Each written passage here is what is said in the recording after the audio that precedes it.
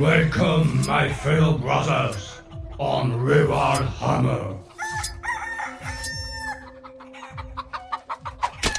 Salut à tous, amis du Wargame, salut à tous et bienvenue sur Rural Hammer, le podcast du Wargame à l'ancienne et du Warhammer bien de chez nous.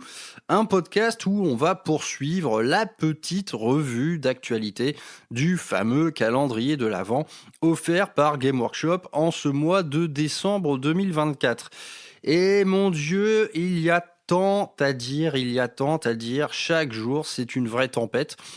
Tempête qui parfois prend carrément la forme de plusieurs détachements en une journée. Du coup, eh bien, je suis complètement à la bourre, et dans cette émission, honnêtement, je ne vais pas faire la review précise de tous les détachements, parce que là, honnêtement, il y a moyen de meubler de 5 à 6 heures d'émission.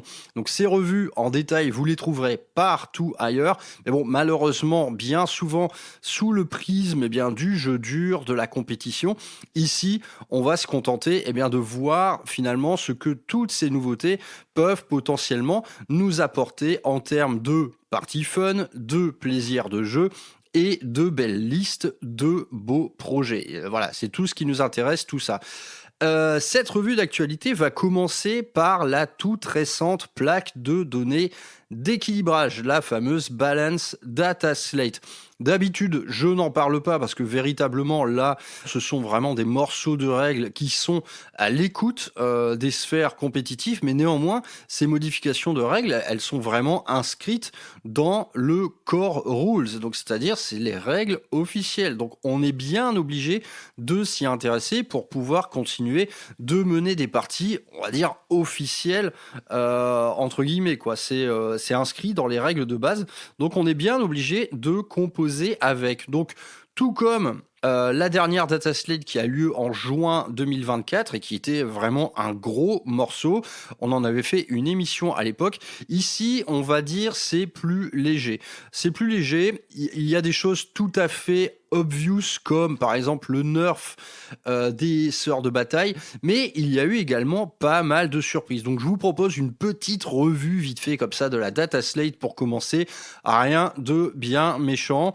La première modification dans la liste, ça concerne tous les stratagèmes qui vont déprécier la PA. Donc en stratagème star de cette discipline, c'était l'Armor of Contempt, Space Marine, qui honnêtement fait partie, je pense, des stratagèmes les plus utilisés de tout le jeu et qui du coup pouvait devenir un petit peu redondant. C'est vraiment rare de voir un joueur Space Marine qui ne fume pas son petit AOC durant la phase de tir ennemi, donc c'était un peu trop systématique. Ça pouvait être potentiellement relou pour l'adversaire, on le comprend très bien.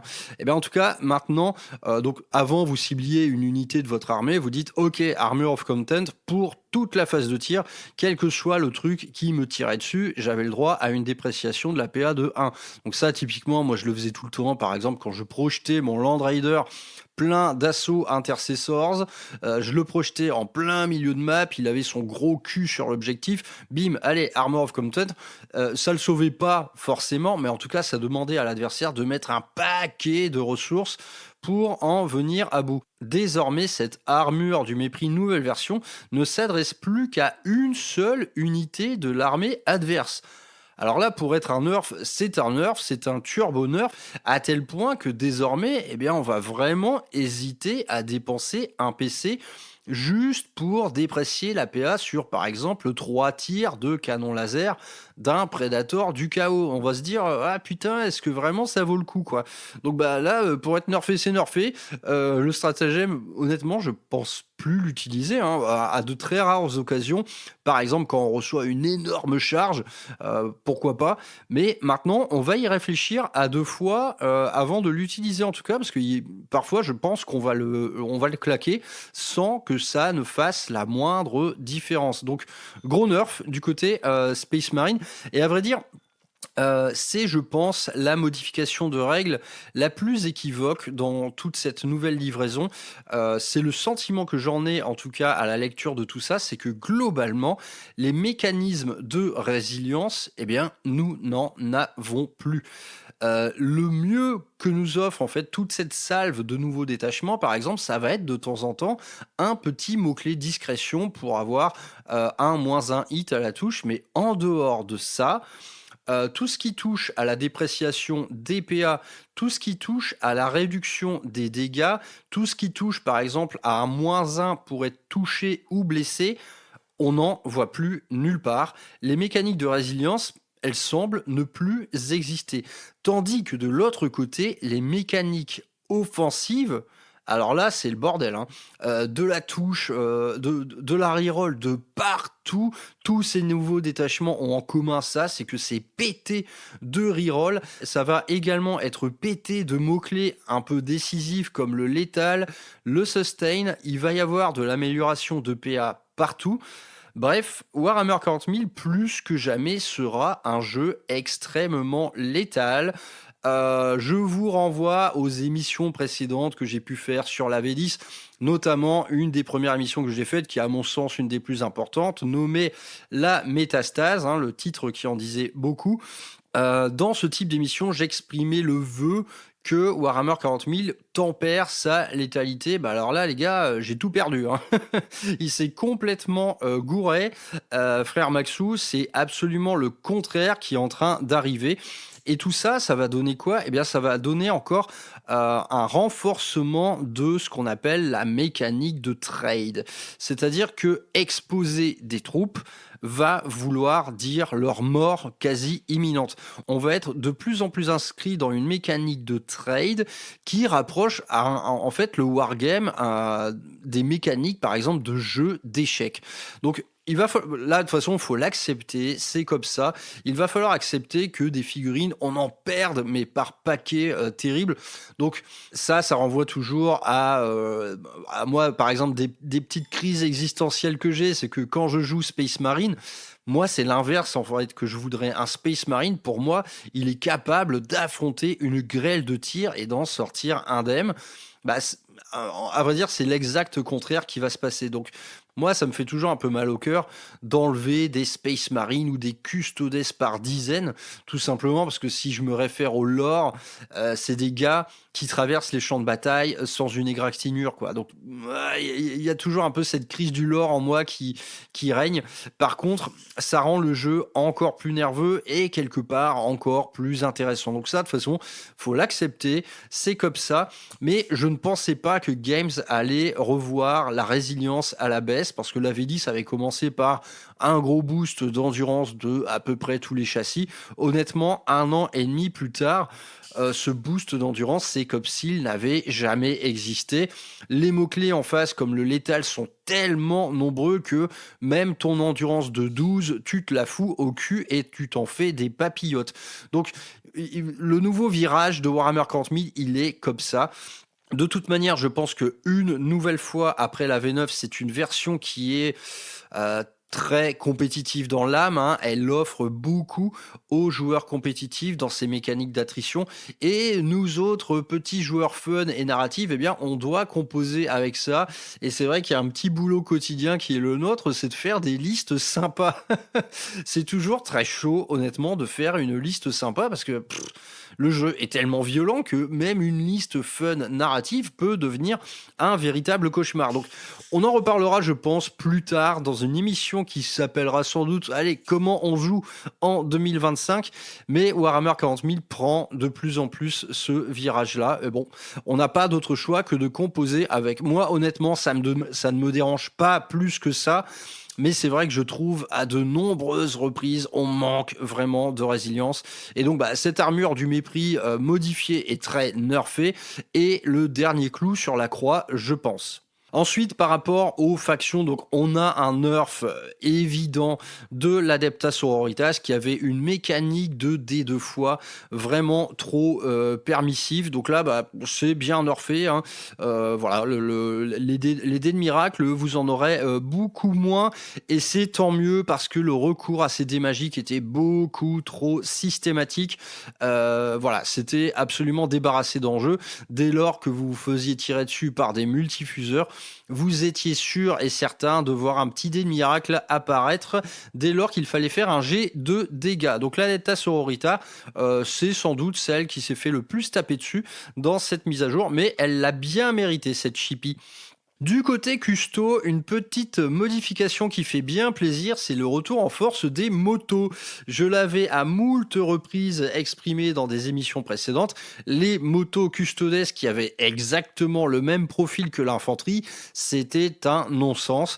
Là, autant dire qu'ils ont mis la sauce, parce que on passe de 4 points de vie endurance 6 à 5 points de vie endurance 7. Alors voilà. Là, maintenant, on parle beaucoup. Le capitaine à moto, lui, il a carrément 8 points de vie, endurance 7.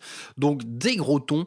Les motos reviennent en force. Ça fait bien plaisir. Ils ont même modifié leur profil d'armes. Voilà, maintenant, on se tape une bonne vieille tempête de tir à courte portée avec des Hurricane Bolter, par exemple. Ça fait plaisir, les motos sont là, elles augmentent un petit peu en points dans la foulée, mais en tout cas, c'était exactement ce qu'il leur fallait. Donc on va pouvoir enfin les jouer sans rougir, c'est très cool. Du côté de l'Adeptus Mechanicus qui s'est vu offrir un détachement de rêve récemment, on a pas mal de modifications d'armes. L'armement évolue quand même pas mal. Donc le Mechanicus, de toute manière, ils ont le vent en poupe après avoir pris un des codex les plus mauvais. Là, on va commencer à parler, les gars, quoi. Du côté de l'Astra Militarum, on a des petits nerfs par-ci par-là. Donc déjà, les Aquilons du Tempestus se sont vus nerfer leurs règles qui leur permettaient de FEP à 3. Désormais, on FEP à 6. Et ça vaut pour tout le jeu. C'est-à-dire que tout ce qui vous permettait de faire des frappes en profondeur à 3 pouces, maintenant, on réduit ça à 6. Donc il y a des unités qui sont fort impactées par cette mesure, comme les Inceptors. Il y a aussi des détachements qui souffrent un peu de ça, comme Lost Angelic en Blood Angel, qui vous permettait de faire FEP n'importe quelle unité à 3 pouces de votre adversaire. Désormais, on est à 6, on va respirer un peu plus. C'est vrai que cette mécanique était extrêmement puissante. L'adversaire avait bien du mal à se protéger de ça, quoi. Donc, on reprend l'Astra Militarum. On a un bon vieux nerf de Leontus. Tiens, pam, dans ta gueule, Leontus. Ça fait plaisir parce que ce mec, j'en avais marre de le voir dans toutes les listes, y compris à 1000 points. C'était n'importe quoi, il pouvait donner des ordres à n'importe quel blindé. Maintenant, Leontus ne sera plus focus que sur l'infanterie, donc régiment et escadron. Voilà, c'était absolument nécessaire, cette petite mesure. Les joueurs Astra Militarum, faites-nous des belles listes, s'il vous plaît. Arrêtez de mettre Leontus avec des ogres, des chars, arrêtez de faire un truc sans queue ni tête, s'il vous plaît. Après, je vais passer très vite sur le reste. Honnêtement, on est sur des petits machins anecdotiques. Les Renegade Knights prennent un petit boost assez bienvenu. Je pense que cette faction était un peu chiante à jouer. Rien de spécial. Du côté des blindés, on a le Predator Annihilator. Donc, il est dispo dans beaucoup de codex, que ce soit chez les loyalistes ou les renégats. Un Predator Annihilator, donc c'est un Predator full canon laser. Jusqu'à maintenant, il avait accès à une reroll des dégâts de 1 lorsqu'il fallait résoudre ça. Donc, je peux vous dire que grâce à cette règle, je me suis déjà pris des tirs très méchants. Et bien, désormais, c'est une reroll des dégâts entières. Là, ça fait flipper parce qu'on parle d'un châssis pas cher. Honnêtement, moi, je l'affronte souvent. Les listes d'Esgard que j'affronte, il y en a souvent 2. Là, putain, avoir 2 blindés qui reroll les dégâts, ça me paraît un peu chaud. À mon avis, je vais me les prendre dans la gueule, ceux-là. Ça risque d'être un peu brutal. On a un petit boost des primarques, que ce soit Lionel Jolson ou Robot Gilliman. Ils redeviennent assez chers en points, mais par contre, ils ont maintenant un profil d'attrition qui est proprement délirant. Le lion, par exemple, son profil de balayage, le mec te fait 16 attaques de dégâts 2. Là, c'est un peu chaud. Côté Ravenwing, la Ravenwing avait un petit peu de mal à impacter.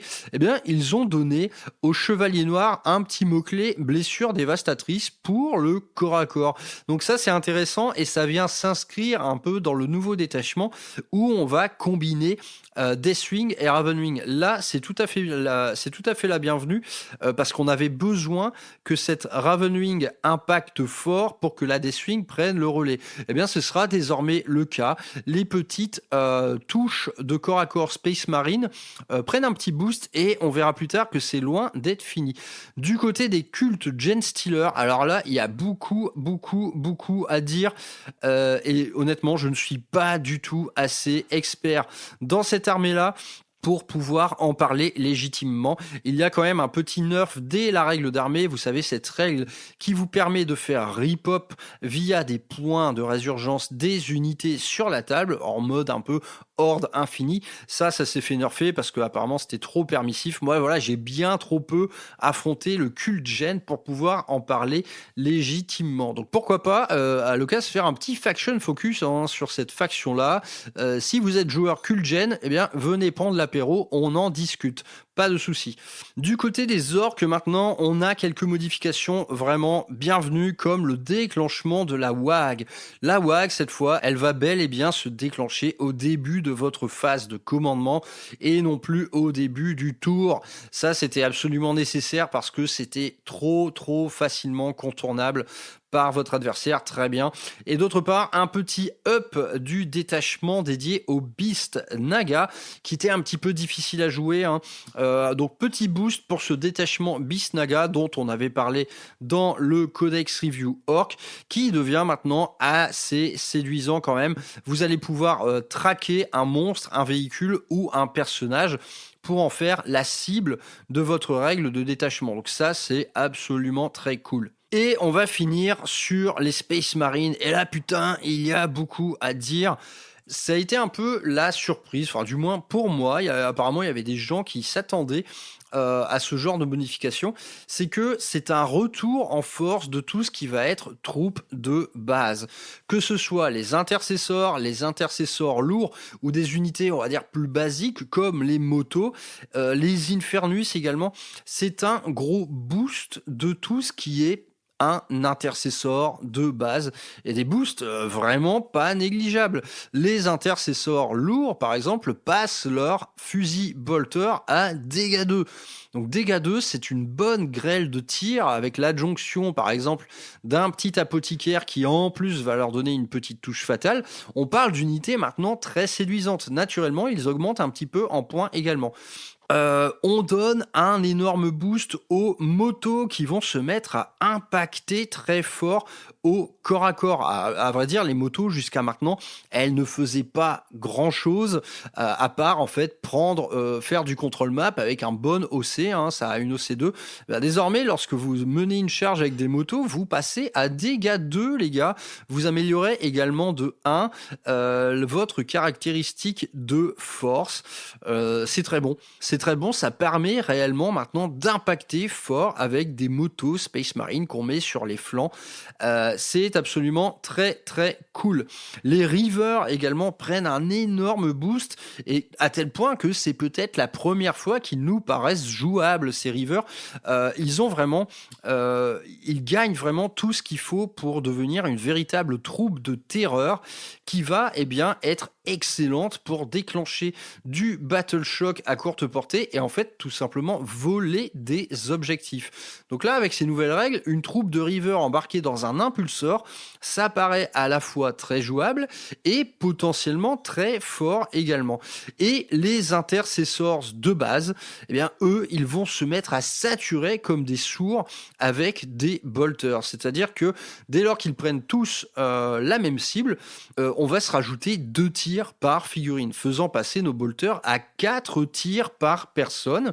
Donc les fusils bolters de base, ils ont déjà le mot-clé assaut, Eevee, ce sont des très bonnes armes, elles ont une très bonne portée de 30 pouces, et là putain on se dit mais attends mec, une phalange de 10 intercessors de base menée par exemple par un lieutenant, donc on parle d'une unité mais complètement inscrite dans l'ADN de ce que devrait être une armée Space Marine, cette unité, elle commence à faire des gros bobos, quoi. 40 tirs, par exemple, avec la touche fatale et une PA-1, c'est violent, quoi. C'est violent, c'est vraiment un gros tir de barrage anti-infanterie, mais qui peut également s'en prendre à plus fort que lui dès lors qu'on lui donne un petit mot-clé qui va bien. Donc on voit que les troupes de base sont gâtées pourries, c'est assez surprenant. Donc les Infernus ont également un petit boost de leur lance-flamme, ça passe à PA-1, très cool. Et d'autre part, on va remodifier le serment de l'instant. Donc là, ça va s'adresser à tous les chapitres un peu génériques. En gros, tout ce qui n'est pas chapitre spécial du genre Space Wolf, Dark ou Blood Angel. On va s'adresser à, par exemple, l'Imperial Fist, l'Ultramarine, la Raven Guard, l'Iron Hands, etc. Le serment de l'instant est un peu modifié. C'est-à-dire que désormais, outre le fait d'avoir une reroll des touches, vous allez également ajouter un +1 sur le jet de blessure. Donc là, ça vous donne un gros coup de punch. À vrai dire, c'est un punch que les chapitres spéciaux précités possèdent déjà. Quand on joue Blood Angel, on a très facilement accès à un Lethal Hit ou à un +1 bless. Idem, quand on joue par exemple Deathwing, le +1 bless, on va l'avoir facilement. Et les autres chapitres étaient un peu à la traîne par rapport à l'attrition. Eh bien, désormais, je peux vous dire que ça va pas rigoler. Et par exemple, une unité dont je vous ai parlé juste avant, comme 10 Intercessors menés par un lieutenant, avec une full reroll des touches, avec un +1 bless, avec par exemple une touche fatale, eh bien, vous allez blesser absolument n'importe quoi. Vous prenez pour cible, par exemple, un véhicule léger ou même un gros machin du genre Engron, bah, vous allez lui enlever des PV, c'est une certitude. Donc là, ça nous donne un gros boost de tous les chapitres génériques. Et c'est vrai que moi, en tant que joueur Raven Guard, eh bien, je vois que ce +1 bless, il va me donner accès à des trucs assez foufou, hein. Vraiment foufou. Au tir comme au corps à corps, il y a des synergies qui vont se mettre en place, qui vont faire peur un peu à tout le monde. Tout ce qui va avoir des fortes endurances en face, bah ouais, désormais vous avez un +1 bless, les mecs. C'est assez terrible. Donc on peut faire une review de tous les chapitres Space Marine et de ce que ça va impliquer dans leur gameplay. Si je vous renvoie par exemple à une vieille émission comme le C'est notre projet Imperial Fist, qui concernait principalement à aligner beaucoup de troupes de base avec des bolters, bah putain, ce type de liste, il déconne pas du tout, parce que cette meute de bolters avec du +1 bless, bah, ça va faire des gros dégâts. Donc, dans tout ça, donc ça rejoint ce que je disais en début d'émission, c'est que l'attrition s'envole et la résilience n'est plus nulle part. Donc là, on est complètement là-dedans. Et est-ce qu'il y a peut-être un effet Space Marine 2 dans tout ça, donc ce fameux jeu vidéo qui a mis tout le monde d'accord? Moi, j'ai pas essayé parce que j'ai pas de console. Est-ce qu'il y a un effet Space Marine 2 dans tout ça? C'est-à-dire ce gros boost finalement d'attrition des troupes de base Space Marine. On se dit bah ouais, pourquoi pas, quoi, parce que c'est vrai que dans les séries, dans les jeux vidéo, on voit qu'un Intercessors ça dérouille comme un malade au corps à corps, et avec un bolter on se dit mais putain, dans le jeu on trouve pas ça. Bah désormais les gars, vous allez le trouver, et vous allez le trouver fort. Mais ce qui est assez amusant, c'est que par exemple, le mec qui s'est monté une liste un peu narrative, c'est-à-dire sous la forme d'une compagnie standard. Donc une compagnie standard, allez, disons d'Ultramarines par exemple, c'est quoi? C'est un capitaine, 2 lieutenants, des phalanges entières d'intercessors, donc intercessors avec bolter, intercessors d'assaut, intercessors lourds, quelques blindés, allez, 2 dreadnoughts, un land raider, un répulsor, et par exemple quelques éléments d'attaque rapide comme des motos. Eh bien, ce type de liste-là, eh bien maintenant, il défonce tout, quoi. Il défonce tout. Si vous mettez sur table, par exemple, 3 unités d'intercessors avec des bolters et 2 unités d'intercessors de corps à corps avec des motos, mais c'est une liste qui peut potentiellement être redoutable, parce qu'on est quasiment sur une horde Space Marine, donc avec un gameplay horde, hein, une occupation du terrain énorme en ayant une attrition proprement phénoménale. Et donc, je n'en ai pas parlé, mais outre ces mécaniques de tir meilleures qu'avant, on a également un gros boost de corps à corps, c'est-à-dire que désormais, un Space Marine, qu'il soit à main nue ou équipé par exemple de lames de combat, comme les escouades Phobos, eh bien désormais, tout ce petit monde-là a une PA de 1 au corps à corps, enfin de -1. Donc un autre boost vraiment énorme. Et moi, bon, je joue beaucoup ça, par exemple en Ravengard, je joue beaucoup de Phobos. Quand il m'arrivait de charger avec, ça faisait pas grand-chose.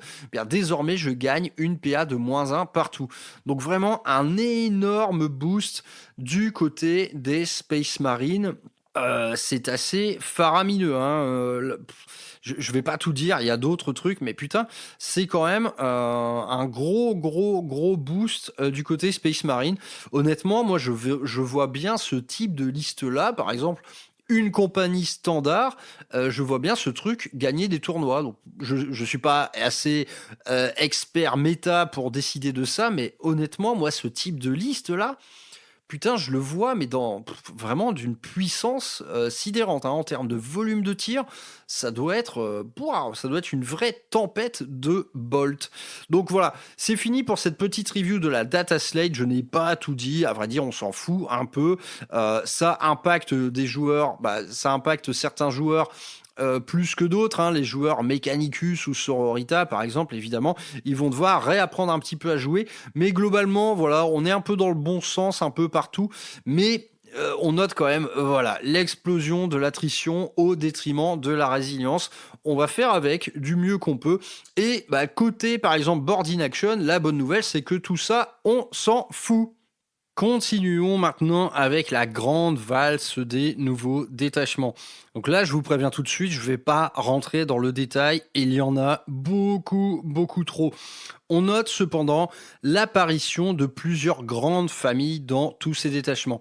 Il y a parmi eux sans doute ceux qui sont les plus génériques, qui ne poussent pas bien le concept plus loin que vous offrir une autre option de gameplay, notamment pour les factions index, hein, qui jusqu'à maintenant ne connaissaient les joies que d'un seul détachement. On va leur offrir un nouveau petit truc pour varier le plaisir du jeu. Donc c'est plus ou moins bien transcrit en termes de lore par exemple, mais le résultat immédiat c'est que bam, allez tiens, tu as une autre manière de jouer ton index. Pour les factions ayant déjà connu les joies d'une sortie codex, on va souvent rencontrer ce qui est un détachement thématique. Et on a vu apparaître plus d'une fois, par exemple, des détachements spécialisés autour des véhicules. Donc pour les factions codex, là c'est la cerise sur le gâteau si vous voulez. On a souvent dans les codex accès déjà à plusieurs détachements, dont une bonne partie sont jouables. Eh bien, un petit détachement bonus pour faire des listes vraiment thématiques. Là, c'est super. Honnêtement, dans la liste, ce sont tout simplement bien souvent mes préférés. Et on a une dernière famille que je vais appeler tout simplement les détachements de luxe, parce qu'il s'agit bien souvent de détachements dont nous n'avions pas forcément besoin. Et qui vont quand même nous faire un gros cadeau. Ça, c'est très cool. On a également des détachements que je vais appeler très techniques. C'est-à-dire des détachements qui s'adressent quand même à des gars qui ont une maîtrise des règles et une maîtrise de la géométrie du jeu déjà très avancée. Donc ça fait bien plaisir aussi d'avoir des trucs un peu type jeu expert. Bon, commençons tout de suite avec la force opérationnelle Warpbane, qui est un détachement supplémentaire pour les Grey Knights. Donc là, on est sur le détachement classique bonus qui va vous offrir une autre stratégie, un autre gameplay. Donc les Grey Knights jusqu'à maintenant avaient un gameplay vachement articulé autour du téléportarium, c'est-à-dire que ils popent sur la table, ensuite ils repartent, ils s'emparent d'une position, ils font un peu d'attrition, ensuite ils se barrent. On était sur un gameplay assez savonnette qui faisait un peu plus l'impasse sur l'attrition pure. Mais à cette fois, cette force opérationnelle Warpbane, elle vous offre l'exact opposé, c'est-à-dire une mobilité en retrait et par contre une capacité d'attrition d'attrition bien plus avancées. Et donc on insiste dans le lore de ce détachement sur le fait que ça, la force Warbane, c'est vraiment le détachement des chevaliers gris qu'on envoie pour les manœuvres les plus offensives. Et du coup, les règles sont très sympas. Elles insistent sur le côté vent de magie, quelque part cette énergie psychique qui accompagne vos troupes, qui va vous permettre de mieux vous emparer des objectifs, de mieux faire le ménage sur l'ennemi qui est dessus. Et en termes de mécanique, on trouve dans les règles de détachement un gameplay qu'on a déjà pu rencontrer ailleurs. Ça s'appelle ici Sol Sacré, et du coup ça va consister à conjuguer quelque part la prise de table avec les manifestations psychiques dont sont capables vos troupes. Donc tout est très sympa, honnêtement on est quand même sur quelque chose d'assez générique. Il y a peu de surprises en termes de mécanique de règles, mais en tout cas en termes de gameplay, ça introduit pas mal de nouvelles choses. On va avoir envie de jouer plus d'escouade purificator, on va avoir envie de jouer Castellan Crow, et on va être vraiment sur une armée qui va être un excellent preneur d'objectifs. Et une fois qu'on est sur ces objectifs, une fois qu'on est sur notre sol sacré, donc des morceaux du champ de bataille qui sont purifiés par votre armée, ça vous donne accès à pas mal de boosts assez intéressants, que ce soit distribuer des mortels, bénéficier d'une invulnérable, vous allez pouvoir clouer sur place une unité ennemie via une sphère de répulsion qui va handicaper ses mouvements et ses jets de charge. En gros, on a un gameplay vraiment très sympa, une bonne option de diversité pour nos amis les chevaliers gris. Ensuite, on a un détachement supplémentaire Space Marine qui va s'appeler le Conclave du Librarius. Alors, ce détachement-là, il rentre, je trouve, dans la catégorie technique. C'est que on a des règles très touffues qui vont demander quand même une certaine expertise dans le jeu. Et donc la construction de listes autour de ce détachement, je pense que ça va être une des plus prisées par ceux qu'on appelle les meta chasers, ceux qui vont chercher le combo le plus fort, le truc le plus imparable. Eh bien, je pense que ce détachement est un bon terrain de jeu parce que il vous offre beaucoup. Donc, dans les disciplines psychiques auxquelles on va avoir accès, on retrouve les historiques, biomancie, divination, pyromancie et télékinésie. Donc ces disciplines psychiques, elles vous offrent des effets complètement différents. Ça va pouvoir être par exemple d'améliorer son mouvement, ça va pouvoir être la fiabilisation de nos touches, de nos blesses, etc. Et par exemple d'ignorer aussi certains modificateurs. Donc tout ça, ça vous donne une adaptivité stratégique assez forte, un peu similaire au système de doctrine par exemple. Et naturellement, du côté des améliorations et des stratagèmes, on va pouvoir en plus rajouter une belle couche de flexibilité sur tout ça. Donc il y a des petits combos qui sont très séduisants, mais ce qu'il y a de plus séduisant dans ce détachement, naturellement, c'est le list building, parce que aligner une armée Space Marine qui regroupe énormément de psychers, c'est tout à fait kiffant. On peut noter cependant que dans le codex, on est bien moins loti que dans la période Firstborn concernant le choix des librarians. On n'en a plus, par exemple, avec un jump pack. On n'a pas de librarian sur moto. On est d'office un petit peu limité. Néanmoins, le codex vous en offre quand même pas mal. Et là, on pense évidemment à du librarian en armure Terminator, du librarian en armure Phobos ou en armure MKX classique. Donc, ce sont tous des bons personnages. Tout ça, ils vous offrent quand même des trucs assez fous. Le Phobos vous donne par exemple un lone opérative. Le Terminator va donner une touche soutenue sur une unité de Terminator d'assaut par exemple, c'est assez précieux. Et le normal vous offre une invulnérable. Et au-dessus de toutes ces règles, on va rajouter les disciplines psychiques adéquates. Donc suivant ce qui se passe sur le champ de bataille, on va choisir telle ou telle discipline psychique. Donc là, au bas mot, je pense que ce détachement, voilà, on va avoir envie de jouer, je pense, 5 Psykers. Et donc, il y a plusieurs types de listes qui se profilent. On peut choisir de jouer des enclumes, donc là typiquement 10 Terminators avec un Librarian par exemple. On peut choisir par exemple de jouer une grosse unité de Hellblasters avec un Librarian en armure MKX. Il y a pas mal de types de listes possibles. À vrai dire, là c'est vraiment un terrain de jeu, hein. Ce détachement est un terrain de jeu. Chercher les meilleures synergies, ce n'est pas chose aisée. Néanmoins, moi je vois le truc un peu sous deux formes. On peut faire soit un jeu en enclume, c'est-à-dire des unités grosses, terriblement impactantes, très buffées par leurs personnages Psyker, ou d'autre part quelque chose de beaucoup plus MSU, beaucoup plus mobile, beaucoup plus flexible. Mais en gros, c'est un excellent terrain de jeu, ce détachement, très technique, probablement difficile à jouer, mais absolument kiffant. Honnêtement, je pense essayer un jour une liste conclave du Librarius. Je pense que quel que soit le chapitre SM que l'on joue, on a envie de voir ça au moins une fois sur table dans le cadre d'une campagne, par exemple. Ça me paraît absolument stylé. Et grosse dédicace à nos amis Black Templar, lol. Ensuite, du côté des Space Marines du Chaos, on revoit le fameux détachement création de Bill. Donc un détachement mené par El Famoso Fabius Bill, hein, Emperor Children de son état. Donc un détachement qui est là, je pense, sous forme de bonus. Honnêtement, le codex SMC est déjà très très riche, mais néanmoins, pensons aux quelques joueurs qui ont toujours joué création de build, comme en V8 par exemple, hein, c'était quelque chose d'assez joué.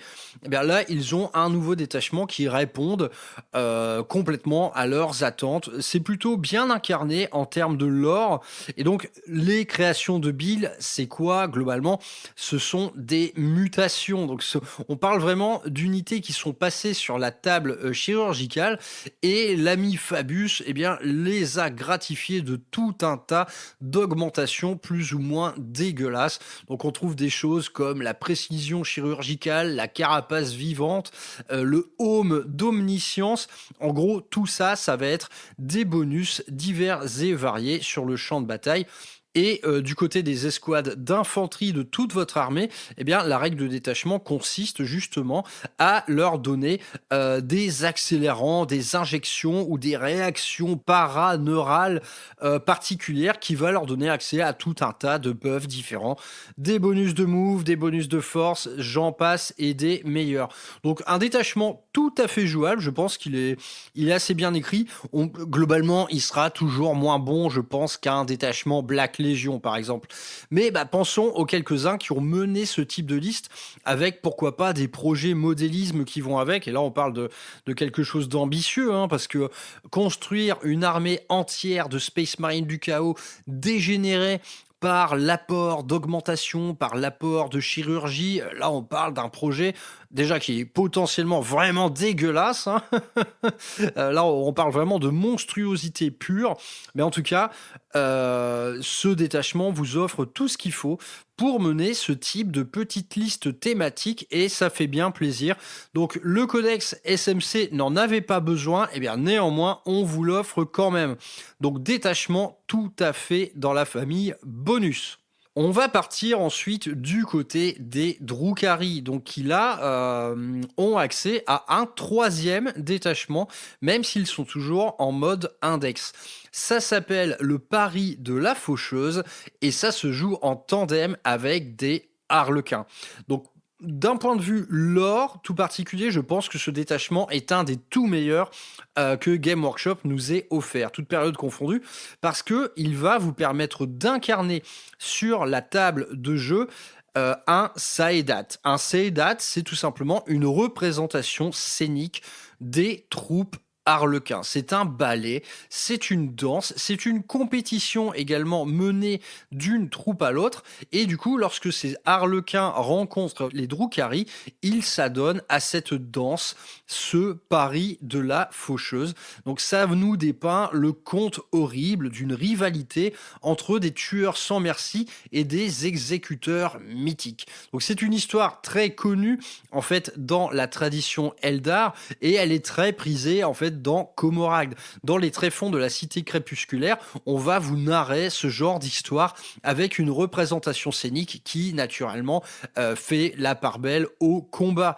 Alors c'est extrêmement bien écrit en termes de lore. C'est que ça prend la forme d'un pari, une espèce de pari qui va se jouer entre vos éléments Drukhari et vos éléments Harlequins. Donc en termes de composition d'armée, on va avoir droit à du moite-moite. Vous pouvez avoir 1000 points d'Harlequin dans votre armée Drukhari. Je pense que d'ailleurs c'est le meilleur moyen de jouer ce type de liste. Et du coup, il y a une compétition entre les deux qui va se mettre en place. Et suivant que ce soit les Drukhari ou les Harlequins qui mènent la danse, les bonus seront différents. Et vous allez pouvoir avoir accès à une espèce d'adaptivité stratégique qui va vous permettre de choisir, vous, en tant que joueur, qui des deux factions va mener cette danse. Et ça fait extrêmement plaisir de voir se mettre en place ce genre de truc. Ouais, j'en ai pas parlé, mais dans la famille des détachements, on a quand même vu une nouvelle famille également se mettre en place, c'est celle des alliances, comme par exemple les Imperial Knights qui désormais fonctionnent en tandem avec le Mechanicus. Donc là, on a accès à des gameplays mais super frais. On a accès à des listes qui vendent du rêve, tout simplement, parce que là, en projet modélisme, faire une armée Drukhari avec des Harlequins quelque part qui adoptent un peu le look plus sombre de nos amis de Komora, c'est un superbe projet d'armée. Là, on peut se lâcher en mode définitivement, quoi. Vous avez accès à plein de véhicules différents qui vont pouvoir vêtir tel ou tel caractère. Les Harlequins, en termes de peinture, c'est blanc, là, on est sur la cour de récré, si tant est qu'on ait un bon niveau, parce que là, du coup, je conseillerais jamais ça à un débutant, ça c'est clair et net. Mais en tout cas, ce détachement, il est complètement thématique, il est complètement narratif et en plus, il paraît très plaisant à jouer. Mais si je devais jeter une petite pierre, c'est que, outre son écriture excellente, les mécaniques de jeu sont, quant à elles, très classiques. On va avoir accès à du grand classique, de la reroll, des touches fatales, des touches soutenues, de l'advance et charge et blablabla. On note quand même des trucs assez précieux comme la capacité de s'infiltrer, la capacité de refuser à l'ennemi un tir en état d'alerte. Ça, idem, c'est une nouvelle mécanique qu'on commence à voir de plus en plus souvent. Il y a quand même des trucs, des nouveaux petits mécanismes qui se mettent en place comme celui-ci. Mais globalement, là, dans ce détachement, on est sur du très classique. Alors certes, on est quand même sur du très efficace parce que gagner certains mots-clés, gagner une discrétion, etc. Tout ça, les mouvements réactifs aussi, tout ça est d'office très fort. Mais en termes de mécanique, on commence à voir une certaine redondance se mettre en place.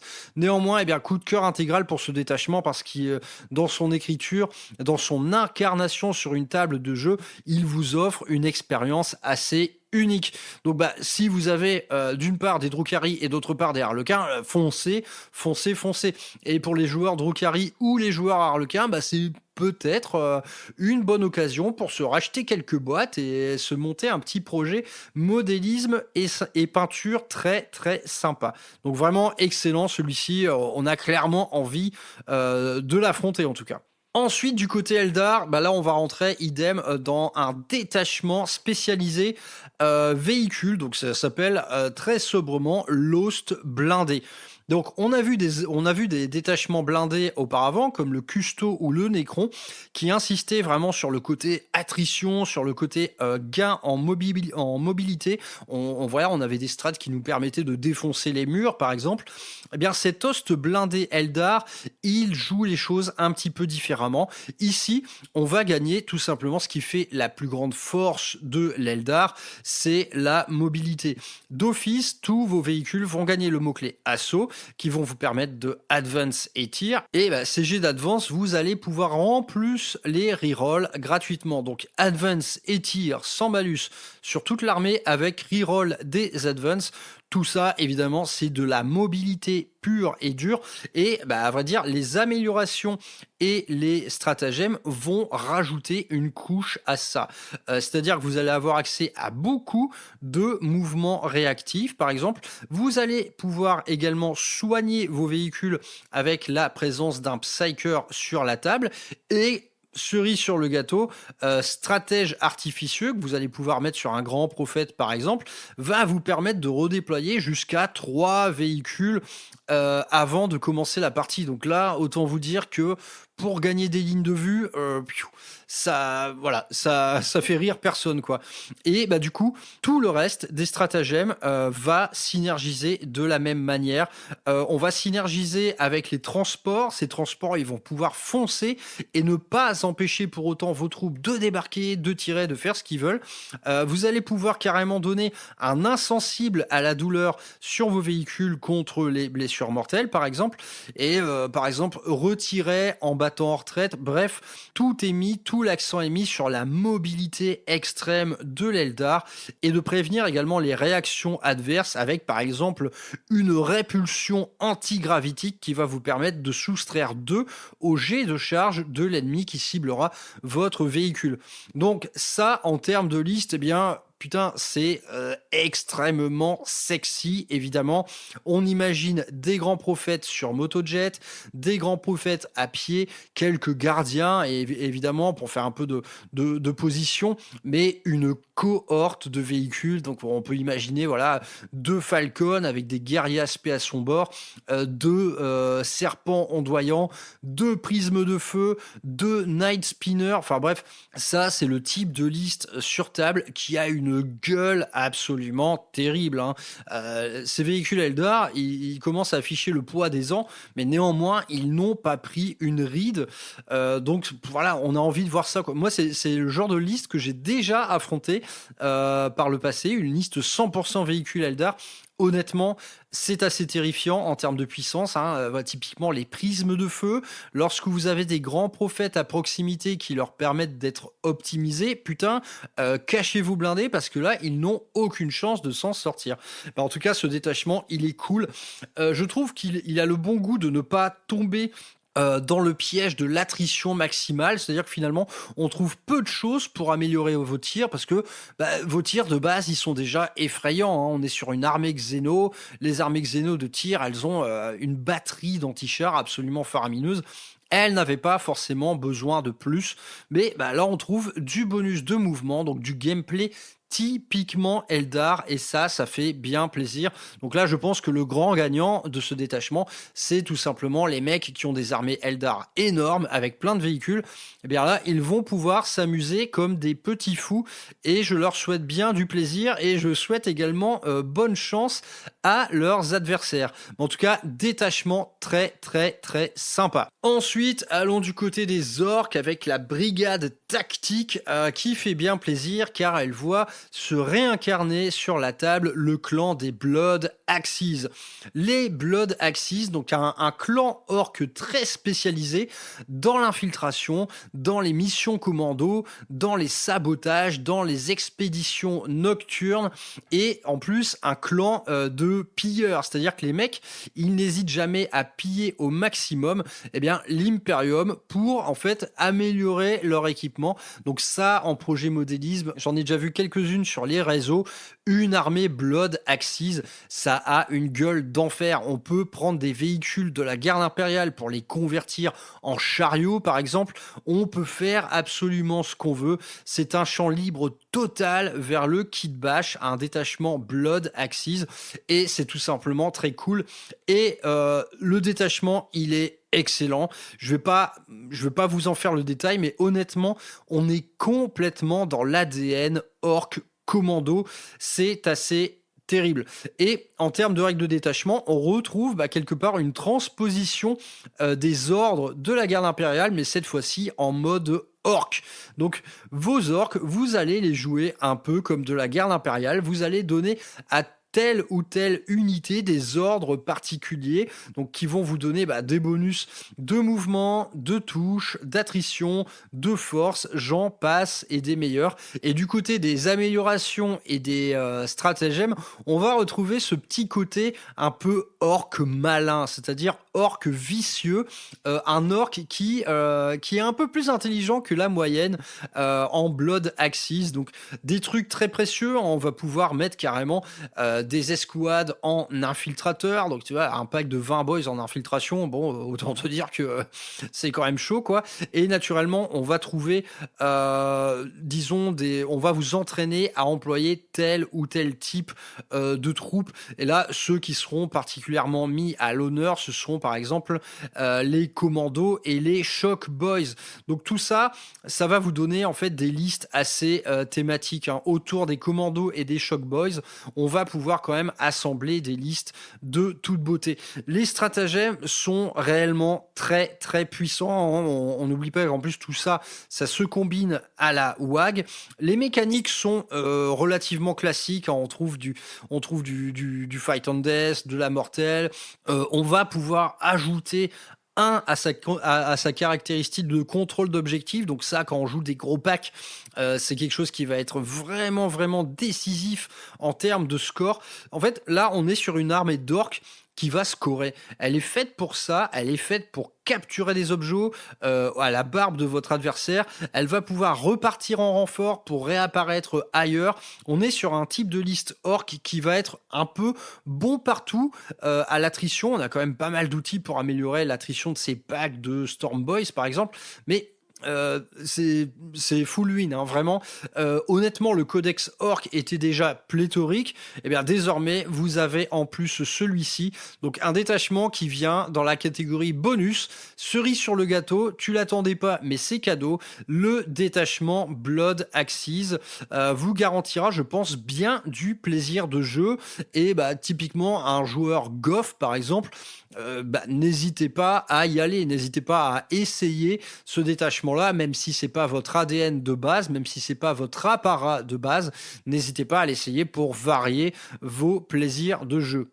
On continue ensuite avec un nouveau détachement de l'Astra Militarum qui s'appelle Frappe de tête de pont. Qui est tout simplement l'incarnation d'une pure armée d'élite de la garde impériale. Donc un corps d'élite qui va avoir vocation à rassembler les guerriers surentraînés du Militarum Tempestus ou des Kazerkin cadiens.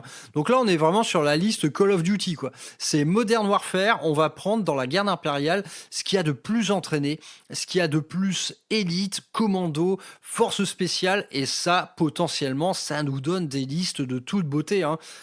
Pour rappel, on a quand même une gamme Tempestus plutôt riche, hein, que ce soit les troupes à pied, les troupes à jetpack, les transports qui vont avec, et le kit Kill Team Kazerkin, dont on avait parlé dans l'émission Kill Team.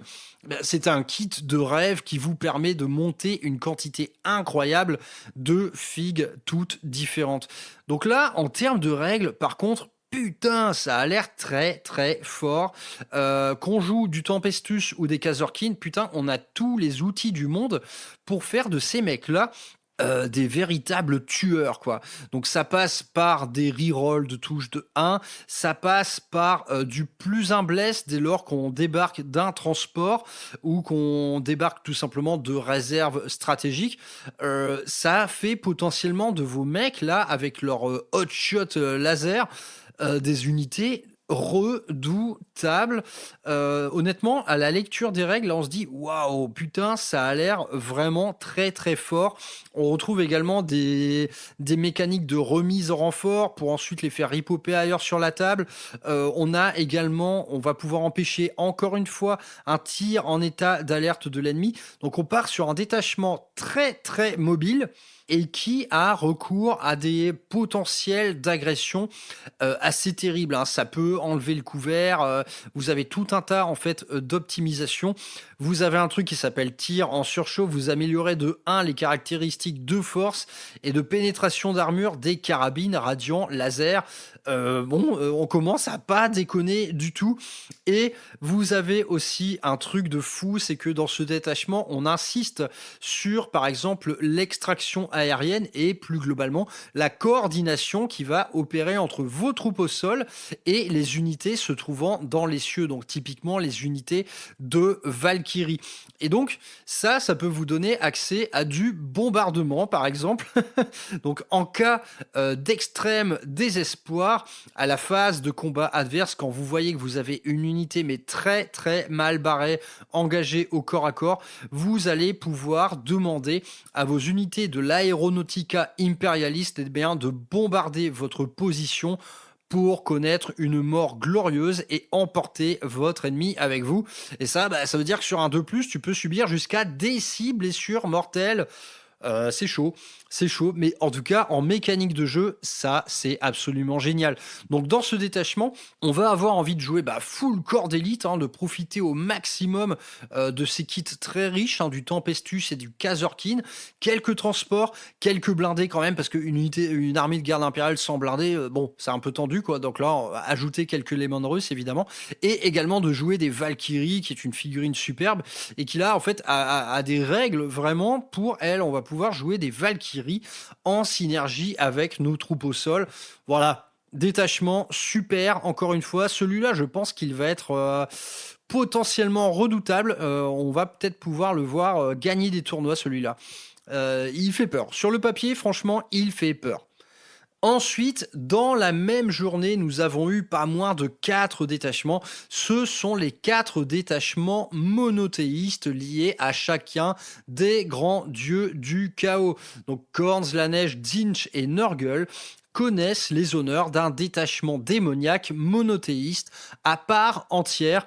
Donc ça, automatiquement, en fait, c'est super. Je pense que les joueurs démons, dans leur grande globalité, ils vont largement avoir de quoi faire des listes à 1000 points dans chacun des détachements. Alors, ces détachements, honnêtement, je trouve qu'ils sont très bien écrits, ils sont très incarnés par l'esprit de leur dieu.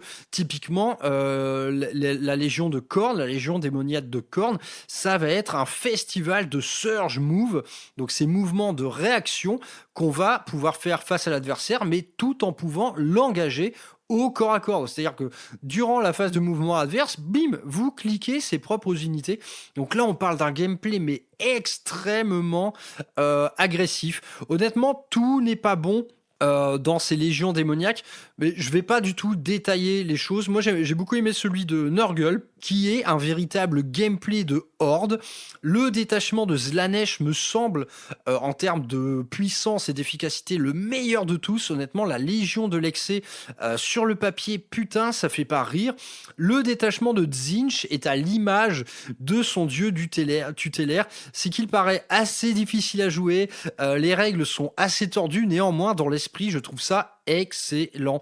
En tout cas, ouais, ces 4 détachements démoniaques, là, c'est vraiment du cadeau. C'est du cadeau pour les joueurs démons, donc qui pourront continuer via l'index à jouer des listes polydieux, potentiellement d'ailleurs très très puissantes, mais l'accès à des petits détachements hyper thématiques comme ceci, c'est vraiment très très bon pour varier les plaisirs, pour se faire des petites parties narratives, sympa comme tout. Franchement, voilà, les détachements monothéistes, on avait envie de les voir, Game Workshop nous les offre, et nous les offre, je trouve, de fort belles manières. Petite préférence pour ma part pour Nurgle, et je ne m'interdis pas un jour de jouer d'une part des alliés Nurgle avec ma Death Guard, et le jour où j'ai assez de figurines, pourquoi pas faire une petite liste purement démon de Nurgle à 1000 points. Le gameplay me semble très très bon. On est sur de la horde dégueulasse qui s'empare du champ de bataille très facilement. Ça a l'air sympa comme tout à jouer. Passons maintenant du côté des Leagues de Votann, avec un détachement qui se nomme Atreband et qui n'a pour autre objectif que de vous proposer un gameplay différent. Les Votann, on va pas se mentir, ils sont assez peu gâtés. C'est une faction naissante, elle a peu de datasheets, il y a peu de manières différentes de monter une armée Votann, eh bien ce détachement-là va vous proposer d'incarner ce qui sera un corps d'élite Votann mené principalement par ce qu'on appelle les Ainir, donc l'équivalent en fait des Terminators chez les Votann. Assez peu de surprises ici, on a des synergies un petit peu différentes de celles de l'index, c'est tout simplement une petite option qui va vous permettre de varier vos listes, vos gameplays. Les mécaniques qu'on va y retrouver sont extrêmement classique, on n'a rien de vraiment original en termes de mécanique de jeu. Voilà, on a du batteur très très charge, de l'accès à de l'invulnérable, de l'amélioration de mouvements de consolidation, etc., etc. On est sur du grand classique qui n'a pas d'autre vocation que d'offrir aux joueurs Votann un petit peu d'air frais. Alors, est-ce qu'il est meilleur ou moins bon que celui de l'index? Je ne sais pas, et quelque part, on s'en fout. Tout le but ici, c'est de varier un peu votre plaisir de jeu. Les joueurs Votann, néanmoins, pour véritablement varier leur plaisir de jeu, ce qu'il leur faut, c'est des nouvelles unités, c'est des nouvelles datasheets. Donc, en attendant, cependant, vous avez un petit détachement qui vous permet de vous consoler un petit peu en attendant des nouveautés substantielles. Donc, pas grand-chose à dire sur ce détachement-là.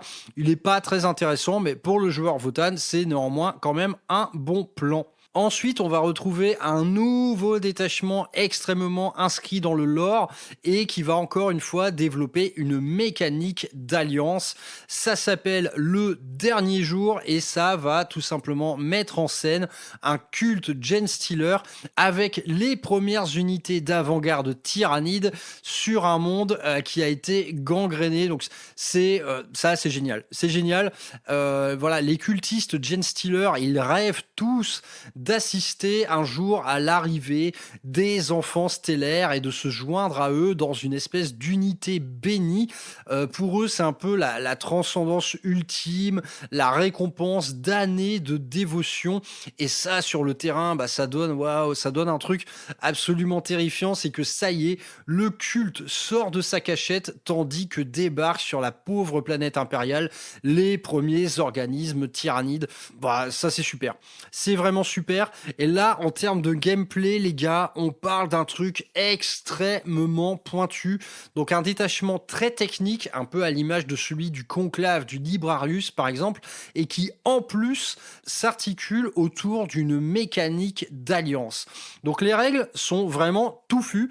Moi, ce que j'en comprends, c'est que on va faire en gros une armée moite-moite, moitié tyrannide, moitié cultgène. Donc le cultgène, on va principalement l'incarner en termes de troupes, donc des petites troupes pas chères, mais néanmoins qui seront très nombreuses et dont vous aurez accès à des pions de résurgence vous permettant d'en faire revenir sur la table.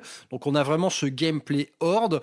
On va leur adjoindre les services d'unités qui cognent fort au corps à corps, comme les aberrants, je crois, je me trompe pas de nom, les aberrants. Donc ces gros cultistes absolument mutés de partout. Et naturellement, on va avoir envie de jouer un maximum de Genestealer.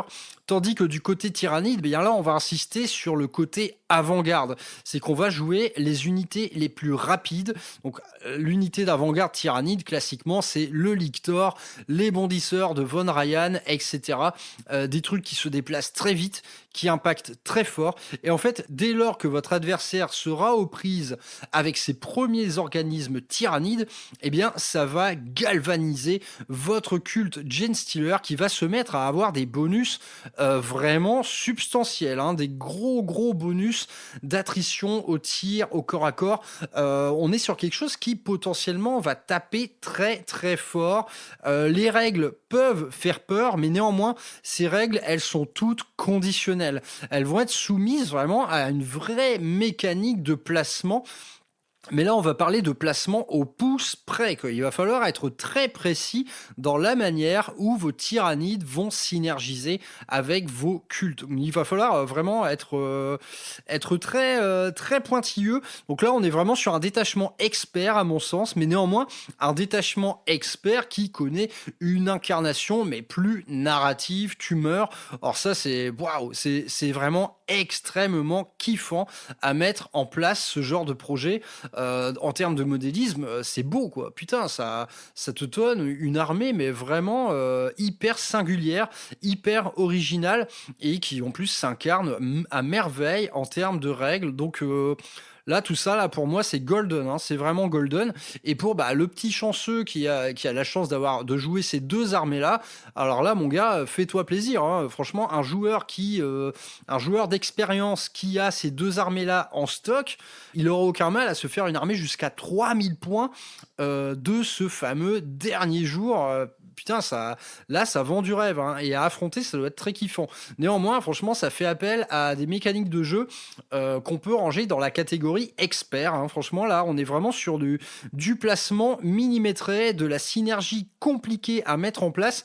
Mais en tout cas, si les choses tournent bien en termes de placement, le résultat de ce genre de truc, putain, on a accès à des trucs, mais extrêmement agressif, hein.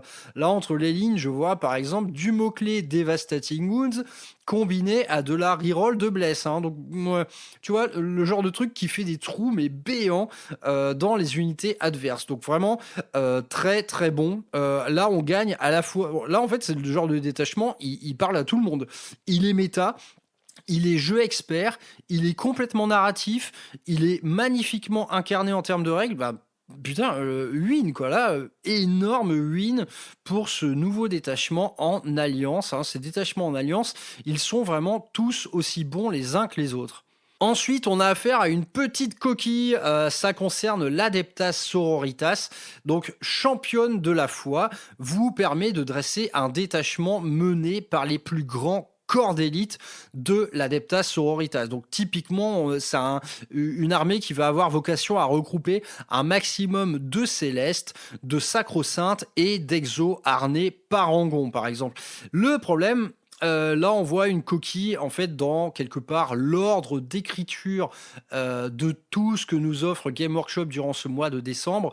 Il y a quelques coquilles, quoi. Typiquement, quand on a vu poindre le nouveau détachement véhicule Necron, qui est dévastateur, on s'est dit, putain, la data slate, ils vont augmenter en points ces véhicules. Eh bien non. Non, ça n'a pas été fait. En fait, tout simplement, ces détachements, je pense qu'ils ont été écrits bien avant la data slate. La data slate est toujours un truc qui se fait un peu dans une forme d'urgence, hein, on va pas se mentir. On attend les grandes échéances de tournois pour avoir des retours significatifs sur telle ou telle armée. Il y a une espèce de chronologie qui ici est mal mise en place, comme à chaque fois, hein, à vrai dire. Et typiquement, ce détachement championne de la foi en fait les frais parce que dans la data slate de l'Adeptas Sororitas, on réduit drastiquement vos nombres de dés de miracle, hein, légitimement d'ailleurs. Ce détachement-là, il joue sur le fait que vos dés de miracle, vous allez vous en défausser. Donc là, d'office, quelque chose coince. On vous enlève la moitié de vos dés de miracle et ce détachement vous en donne... Enfin, la jouabilité de ce détachement s'articule autour de dés de miracle en grand nombre.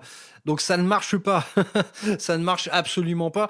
On reste sur un détachement tout à fait jouable, hein, parce que là, les corps d'élite de vos unités de l'Adeptas Sororitas vont pouvoir gagner des bonus, mais terrifiants. Là, les parangons, on les voit devenir de véritables bêtes de guerre, tout comme des tirs de céleste ou tout comme des sacro-saintes qui vont vraiment dérouiller au corps à corps. Mais néanmoins, la mécanique de la règle de détachement, elle n'est plus en phase avec l'état des règles actuelles. Donc là, c'est un peu con. Néanmoins, pour l'Adeptas Sororitas, honnêtement, ils jouissent déjà d'un certain nombre de détachements. C'est pas bien grave. Comment ce truc va être réécrit? Parce que là, en fait, c'est obligé qu'ils le réécrivent, hein. C'est à peine jouable, finalement, en l'état. Je ne sais pas. Est-ce qu'ils vont réécrire le détachement ou est-ce qu'ils vont faire une data slate? Bon, là, ça me paraît assez difficilement engagé. En tout cas, on voit quand même là quelle est la faiblesse de ce genre d'énormes mois de sortie Game Workshop. tout ne peut pas être parfait, c'est une évidence. Là, dans les semaines à venir, on va voir, à mon avis, le détachement véhicule Necron rouler sur absolument tout le monde parce qu'il n'a pas été rééquilibré à temps. Eh bien, voilà, l'autre coup, c'est ça, c'est ce détachement à l'état sororita qui paraît difficilement jouable en l'état. Et pour finir cette longue liste, eh bien, petit cadeau cette fois qui est fait pour moi, parce que ça s'appelle Héritier Angélique. C'est un nouveau détachement Blood Angel. Donc là, vraiment un détachement dont je n'avais même pas besoin. Honnêtement, le détachement Blood Angel, il nous offre 3 détachements super, très jouable, très puissant, hein, vraiment très puissant, les détachements Blood Angel. Donc j'avais déjà 3 détachements jouables. Ensuite, je joue assez souvent le détachement Gladius. Et là, en plus, on m'a offert un nouveau détachement Conclave de Psyker de l'Imperium que je vais essayer obligatoirement. Eh bien, ça ne suffisait pas. J'ai désormais accès à l'héritier angélique. Alors là, en termes d'écriture, j'hésite un peu.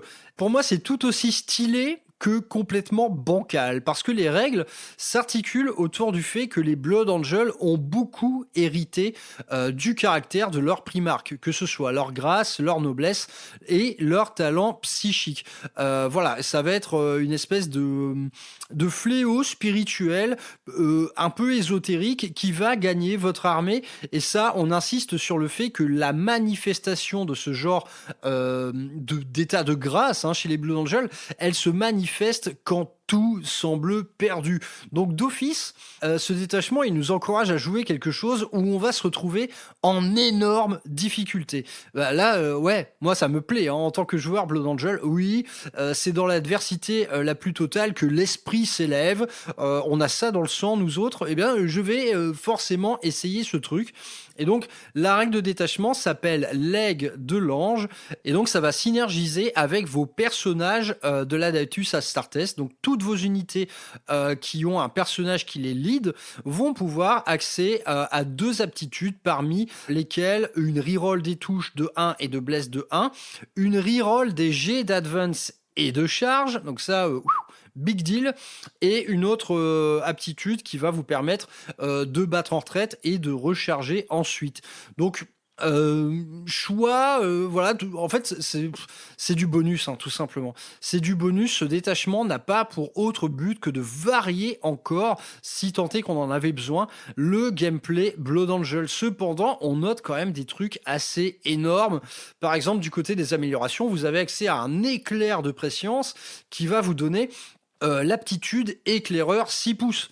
Donc, y compris, par exemple, sur des unités à réacteurs dorsaux. Donc, éclaireur 6 pouces, mouvement de 12, et ensuite, on a une aptitude qui nous permet de reroll les charges. Donc ça veut dire quoi ?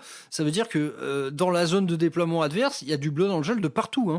Donc là, pour faire du move block, ça peut sembler assez terrifiant. J'ai également, évidemment, l'empêchement de tir en état d'alerte, et en fait, des mécaniques ensuite très classiques. On retrouve des trucs qu'on voit ailleurs, comme par exemple le sacrifice ordonné, qui va permettre de, quelque part, votre personnage mort en combat fait écho à la détermination de son primarque et se relève. Un capitaine, Blood Angel, va se relever après sa mort avec 3 points de vie restants. C'est tout à fait cool, mais en tout cas, on a quand même accès à d'autres mécaniques, des mécaniques complètement bonus. On peut choisir d'être lone opérative à 18 pouces. On peut choisir de retirer une unité du champ de bataille et de la placer en réserve. Donc là, on retrouve un peu les mécaniques de Lost Angélique. On a quand même des mécaniques d'attrition, parce que là, évidemment, on se passe, par exemple, du +2 en force. Donc, il faut garder l'esprit qu'on tape bien moins fort qu'un autre détachement Blood Angel. Mais néanmoins, un stratagème comme Fureur concentrée vous donne touche fatale et lance. Bon, voilà, un gros truc de bourrin au corps à corps. Et truc assez amusant, c'est que on va trouver un stratagème qui s'appelle Instant de grâce, qui va vous permettre de cibler n'importe laquelle de vos unités d'infanterie et qu'elle gagne dans la foulée le mot-clé personnage. Et donc l'accès à ce mot-clé personnage va pouvoir synergiser avec les aptitudes de votre règle de détachement. Donc ça, en termes de liste, pour varier les plaisirs. C'est un détachement qui aura vocation à jouer un grand nombre de personnages. Et à vrai dire, on peut même se contenter de personnages pas trop chers, comme un Psyker, comme un lieutenant, voire même comme un apothicaire ou un prêtre sanguinien. Le simple fait d'avoir le mot-clé personnage va pouvoir nous donner les aptitudes qui font vraiment potentiellement de gros dégâts sur table.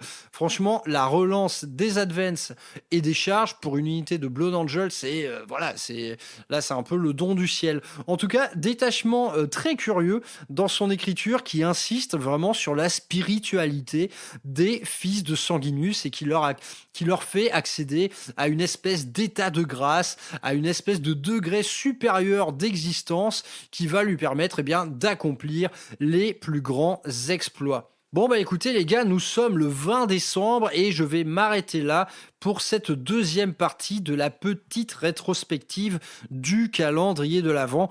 Franchement, c'est l'opulence, quoi. Vraiment, on a le ventre gonflé, on se bouffe du détachement tous les jours. Et à mon sens, le bilan est extrêmement positif. Là, moi, je parle vraiment en amoureux de la partie bonne ambiance, en amoureux de la liste thématique. Honnêtement, là, Warhammer 40 000 nous offre sur un plateau des listes thématiques de toute beauté. Alors, il y a toujours cette ambivalence un petit peu curieuse. C'est qu'en termes de règles, par exemple avec la nouvelle Data Slate, on voit vraiment poindre de plus en plus une mécanique de trade assez intense qui ne pardonne absolument pas l'erreur. Et quand je dis ne pardonne pas l'erreur, eh bien, je veux dire que ça pénalise le débutant ou le mec qui a une maigre expérience du jeu. Donc dans les mécaniques de règles, on trouve de plus en plus une vocation à ce que ça devienne du sport, à ce que ça devienne de la vraie liste dure, de la compétition, un système de règles mais extrêmement nerveux où la résilience disparaît de plus en plus au bénéfice de l'attrition pure, comme on l'a vu avec par exemple l'énorme boost des unités de base Space Marine. Donc d'un côté, on a ça, on a un jeu qui n'a jamais été autant violent, et de l'autre côté, on a des détachements qui n'ont jamais été autant thématiques. Que penser de tout ça ? Bah moi je pense que Game Workshop essaie de contenter tout le monde. C'est la période des cadeaux de Noël et je pense que ce soit du côté du méta le plus dur ou que ce soit du côté le plus casu de la force, honnêtement, tout le monde y trouve son compte et on a même quand même un bon paquet de surprises, des surprises incarnées principalement, je trouve, par ces détachements jouables en alliance qui sont vraiment de toute beauté. En termes d'écriture, c'est super. D'un autre côté, on a vraiment ces options purement stratégiques qui vont permettre de faire varier le gameplay aux factions encore assez peu gâtées à l'heure actuelle, donc très bon pour eux, même si on reste sur quelque chose de très générique, avec des mécaniques de jeu qui deviennent de plus en plus redondantes. C'est vrai que parfois on aimerait voir autre chose que du touche fatal, de la discrétion et blablabla. Mais néanmoins, là je pense que tout le monde a à bouffer. Tout le monde a bouffé et en vrai, à l'issue de ce mois, je pense que ça va forcément bousculer un petit peu les projets en cours. Si je parle à titre personnel, donc naturellement, il y a ce nouveau détachement d'Esgard dans lequel je vais m'immerger à 100%, mais les options de jeu qu'on m'offre également en Blood Angel, en Custodes et même en Ravengard, à vrai dire, ça donne envie de repeindre de la figue, ça donne envie de racheter une ou deux boîtes, ça donne envie de partout. Le détachement véhicule custo, je vais me le taper, ça paraît évident. Et du côté Blood Angel, là par contre, je suis gâté pourri, c'est-à-dire que là, je suis récompensé en tant que collectionneur. J'ai de tout en Blood Angel, j'ai beaucoup de véhicules, beaucoup de compagnies de la mort, beaucoup de gardes sanguiniennes, des infanteries à n'en plus finir. Là, tous les détachements qu'on m'offre, je peux les jouer, y compris les plus spécifiques comme le conclave du Librarius. Donc là, à mon sens, les collectionneurs sont les grands gagnants. Idem, le gars qui a beaucoup d'Arlequins et de Drukhari, tiens mon gars, c'est cadeau. Le gars qui a beaucoup de Tyrannide et de Kulgen, c'est cadeau aussi. Vraiment, c'est l'ère des cadeaux. Et je pense qu'à l'issue de ce mois de décembre, on aura une meilleure vision de tout ce que Warhammer 40 000 va nous offrir pour 2025. Et donc, je pense qu'il y aura une émission probablement en janvier qui s'appellera Comment on joue cette année. En gros, comment on fait en fait? Comment on fait pour faire perdurer le beau jeu, la liste thématique, le jeu narratif, la liste fun, comment on fait nous autres joueurs comme ça, comment on fait pour refuser un peu le côté liste dure, archi dure, compétitive, etc. Comment on va se démerder pour jouer à Warhammer 40 000 en 2025? Je pense qu'à l'issue de ce mois de décembre immensément riche, on y verra plus clair et il y aura sans doute un cap à fixer pour la suite des événements. En tout cas, moi j'avais la tête complètement dans Boarding Action, ça aussi j'y reviendrai plus tard. Ce mode de jeu est exceptionnel, il répond à toutes les attentes qu'on a pu formuler dans les émissions précédentes, mais néanmoins, tous ces cadeaux là de détachement, ça remet Warhammer 40 000 dans la course et ça fait envie, ça fait plaisir. Voilà, tout est super, quoi. Tout est super. Évidemment, il y a quelques coquilles dont j'ai parlé, mais évidemment, voilà, dans un rythme de parution aussi intense, évidemment que tout ne peut pas passer crème. C'est bien normal. En tout cas, Game Workshop, bravo pour le travail accompli et j'ai hâte de vous parler de ce qui sera la 3e et dernière partie de ce calendrier de l'Avent. D'ici là, les mecs, portez-vous bien, c'est bientôt Noël, profitez de tout ça, profitez de ces nouveaux détachements, profitez de cette actualité foisonnante, mais qui répond majoritairement, je pense, à nous autres, hein. Les amoureux de listes narratives, les amoureux de listes avec des thèmes très forts, ils sont pourris gâtés. Et quelque part, moi, je vois des compétiteurs qui, dans le camp d'en face, sont un peu circonspects. Ils sont pas très satisfaits de tout ça, pour la plupart. Donc voilà, profitez-en les mecs. Tous ces cadeaux là, ça s'adresse principalement à nous. La Balance Data Slate, eh bien, pour les grands champions des tournois et tous ces nouveaux détachements hyper savoureux pour nous autres, les amoureux de la belle liste. Donc profitons-en, c'est notre mois de décembre, on a tout à y gagner, on va manger ça jusqu'à plus fin. Profitez-en les mecs, c'est Noël, tout est beau, tout est merveilleux, j'espère qu'il va neiger. Ciao, portez-vous bien, à plus tard.